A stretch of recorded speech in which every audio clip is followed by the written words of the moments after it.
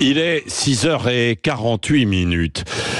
Dans la série On marche sur la tête, c'est le grand patron, le DG de Renault, Luca De Meo, qui sonne l'alerte ce matin. Une forme de cri du cœur.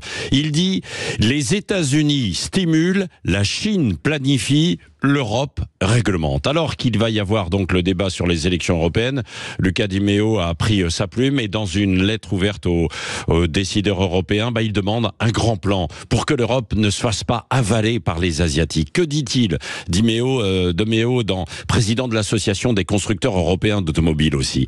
Il s'inquiète d'une réponse complètement inadaptée de l'Union européenne à l'arrivée massive des voitures électriques chinoises. Pendant que les autres, notamment les Chinois, avancent, dit-il, l'Europe ne fait qu'empiler les normes. Il parle des 8 à 10 nouvelles réglementations par an qui alourdissent les voitures, les rendent plus chères. À cela s'ajoute le fait que les coûts de l'énergie sont 2 fois plus bas en Chine et 3 fois plus bas aux États-Unis qu'en Europe, tandis que les coûts salariaux sont 40% plus élevés en Europe qu'en Chine. Alors que faire ?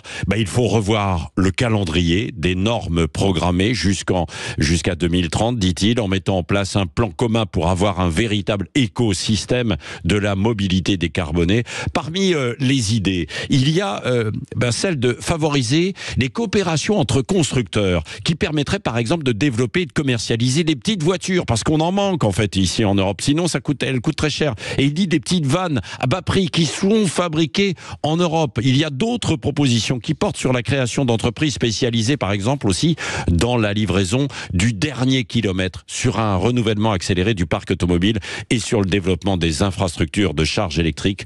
Voilà, il y a du boulot, il faut écouter et regarder ces propositions qui viennent s'ajouter à d'autres qui ont été formulées récemment, comme celle par exemple du groupement de la réparation automobile de Mobiliance.